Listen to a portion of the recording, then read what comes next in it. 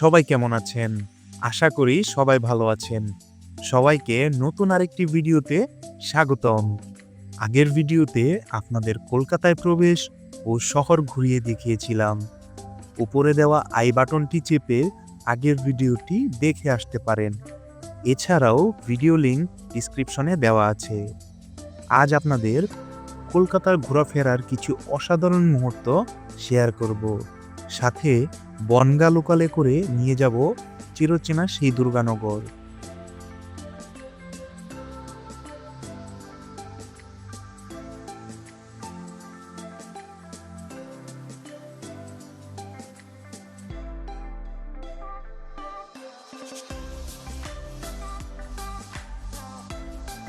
প্রথমেই বলে রাখি, আমি এবং আমার ভ্রমণ সঙ্গী আমার মামা দুইজনে কলকাতা থেকে উত্তরপ্রদেশ ভ্রমণে বেরিয়েছিলাম।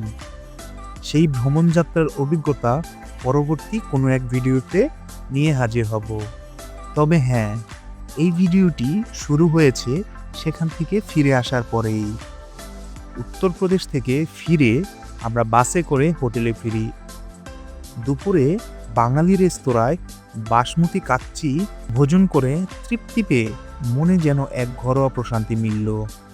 সন্ধ্যা নামতেই চলে গেলাম মেট্রো স্টেশনে।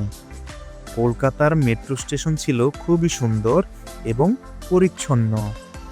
মেট্রোতে করে স্ট্রিট পার্ক থেকে হাওড়া এবং ফের হাওড়া থেকে স্ট্রিট পার্ক ফিরে আসলাম। এতে করে কলকাতার মেট্রো ভ্রমণের অভিজ্ঞতাও নিয়ে নিলাম।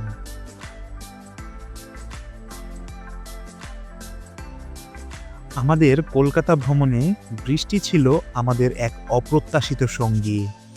বৃষ্টি ভেজা রাস্তাগুলো দেখতে লাগছিল ছবির মতোই অপরূপ সুন্দর। রাস্তায় বিভিন্ন আলোকসজ্জা এবং স্থাপত্যগুলো ছিল একদমই অসাধারণ। রাতের খাবার শেষে হোটেলে ফিরে গেলাম। সকাল হতেই এক কাপ চা দিয়ে সকালের নাস্তা সম্পন্ন করে রওনা হলাম দমদম জাংশনে। কিছুক্ষণ অপেক্ষা করে বনগা লোকালে উঠে পড়লাম। কর্মব্যস্ত শহরে সবাই নিজেকে নিয়েই ব্যস্ত। সবাই নিজের নিজের গন্তব্যে যাচ্ছে। প্রায় 40 মিনিট ট্রেন যাত্রা করে চলে এলাম দুর্গানগরে। শুনেছি এখানকার হাতে বানানো মোয়া অনেক বিখ্যাত। দুর্গানগর পৌঁছতেই চোখে পড়ল চিরচেনা রাস্তাঘাট, যা আমরা ভারতীয় টিভি পর্দায় দেখে অভ্যস্ত। তবে এ যেন বাংলার এক চিরচেনা পথ। দুর্গানগর ঘোরাফেরা করে ফিরে আসলাম সেই দুর্গানগর স্টেশনেই। আবারও বনগা লোকালে কলকাতা পার্ক স্ট্রিটের উদ্দেশ্যে রওনা হলাম। এখন ঘরে ফেরার পালা। ফেরার পথে একটি ধাবাতে খেয়ে নিলাম থালি নাম খ্যাত সেই ভরপুর খাবার, জনপ্রতি 130 রুপি করে।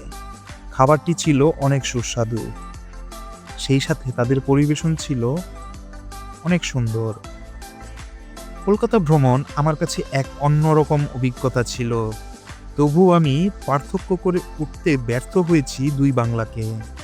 সেখানকার অতিথিপরায়ণ মানুষগুলো চিরচেনা বাংলাকে আবার বুঝিয়ে দিল বাঙালিরা কেমন অতিথিপরায়ণ হয়ে থাকে। পাশাপাশি দুই বাংলার মানুষকে আমি সুন্দরভাবে চিনতে পেরেছি। দুই বাংলার মধ্যে তফাৎটি শুধু কথার টানেই। মনের মিল, মানুষের মিল সব একই রকম লাগলো। আজকের ভিডিওটি এখানেই শেষ করব। ভিডিওটি ভালো লাগলে লাইক করতে ভুলবেন না। বন্ধুদের সাথে শেয়ার করুন আর অবশ্যই চ্যানেলটিতে সাবস্ক্রাইব করুন। পরবর্তী ভিডিওতে আবার দেখা হবে এবং ভিডিওগুলো আপনাদের জন্যই বানানো। সবাই ভালো থাকবেন। ধন্যবাদ।